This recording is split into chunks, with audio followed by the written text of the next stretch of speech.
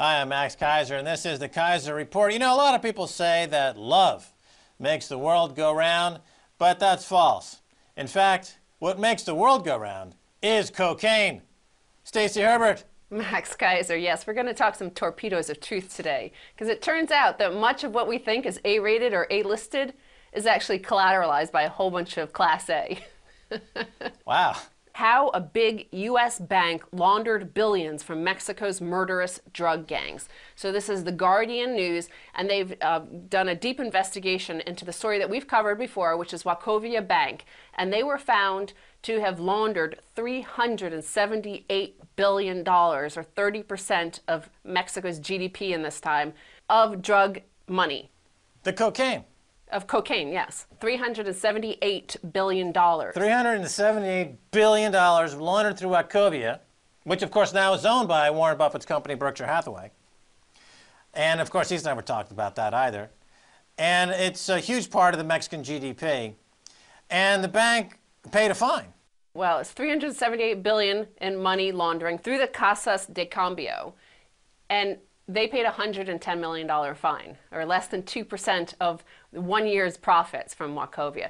Wachovia is now owned by Wells Fargo. Warren Buffett owns 6.5% of it. But from this article, there's a very interesting point that I want to note that relates to this whole financial catastrophe. First of all, Wachovia started really getting involved in these Casa de Cambio in 2004, just when the violence really started getting extreme in the Mexican drug wars.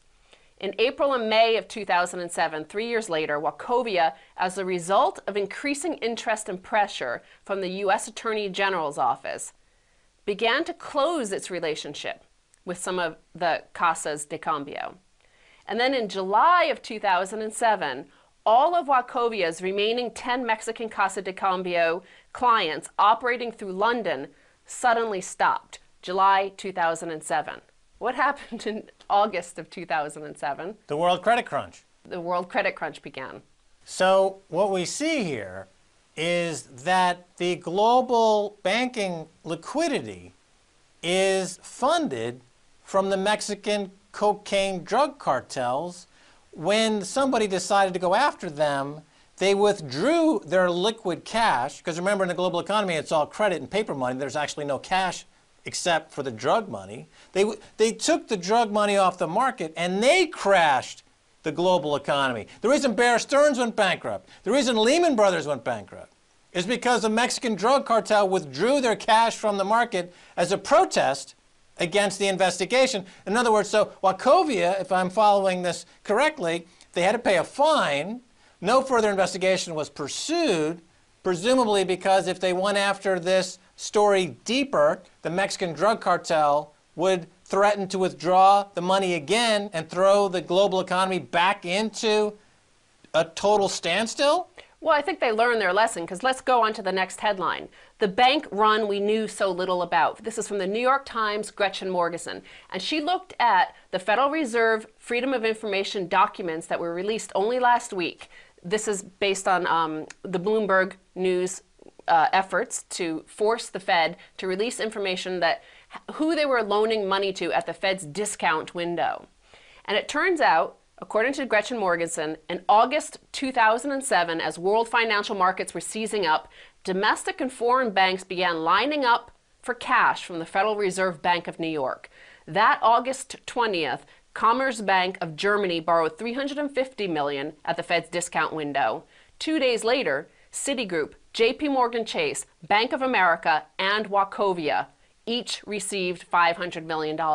Now, banks only go to the discount window when they're in serious crisis and they're facing a liquidity crunch. Thus began, Gretchen Morgenson says, the bank run that set off the financial crisis of 2008.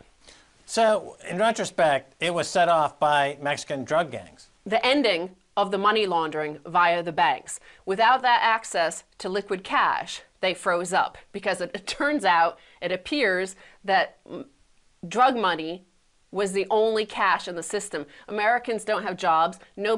We only have debt. Brits only have debt. There is no cash. There's no liquidity. There's only crime. All right, so we covered this story at the time, and we've said it. We talked about this, and we said We that. suspected it, yeah. And we said that the crash of 2008, the only way that the wheels of global banking system started turning again was that the money was released by the Mexican drug lords. But Yes. what we're saying today is that the reason why the crisis happened to begin with Exactly, yeah. was that with the withholding of the cash. And I remember, let me tell you something, Stacey. I remember just very vividly when I was working on Wall Street in the 1980s. Every Friday, we used to have cocktails on Park Avenue and watch this parade of limousines travel down Park Avenue into the basement of Citibank. Everyone knew this was money that was being laundered by Citibank from drug money. This was an open secret. Nobody doubted this. So I'm glad to see now, at least 20, 25 years later, people are beginning to understand that the global finance community, the global banking system runs entirely on cocaine money. So when they say, well, why is the war on drugs failing? Because they need the cash to run the banks. Why is the drug problem so rampant around the world? Because bankers need that money to pay their bonuses. The bankers, when we say bankers are terrorists and they kill people, and they have the moral equivalency of a Mexican drug lord lopping the head off a baby to support their crime syndicate, that's what we mean. They're the same.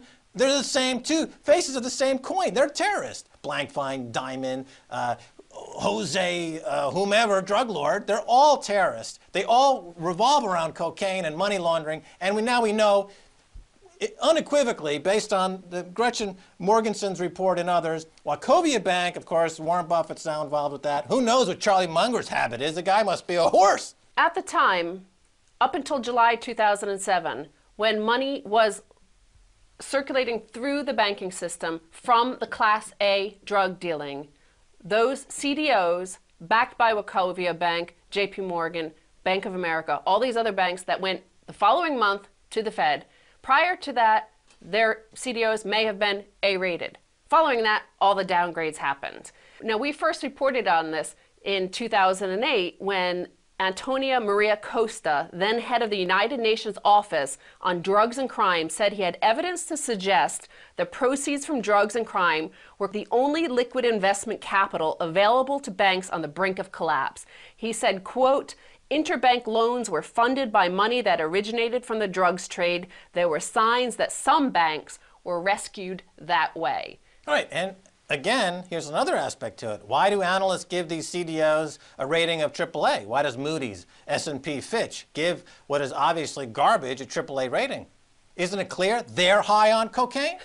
Well, isn't it clear that people at Moody's, the executives at Moody's, Fitch, and S&P need to be in rehab immediately because they're taking massive quantities of cocaine to support their delusions? yeah, but Max, what it's suggesting now, that Wachovia has not been put in trouble. There's no criminal sentence. There's nothing but a tiny, tiny, tiny, tiny, minute little fine, like pocket change. They're saying it's AAA rated now because Class A drugs are once again backing up the collateral that we're offering, the assets we're selling. I guess this is again why the Federal Reserve doesn't want an audit. Because if you open up the vaults there at the Fed, whether it's the Fed in New York or the one in Washington, you're going to find Pablo Escobar sniffing 20 tons of blow. Yeah, if you go sniffing around the Federal Reserve, you might... Don't go sniffing around the Federal Reserve unless you've got, Charlie Sheen type nostrils. Charlie Sheen type nostrils. All right, well, Stacey Herbert, thanks so much for that investigative journalistic piece on the cocaine trade in Wachovia. Thank you, Max.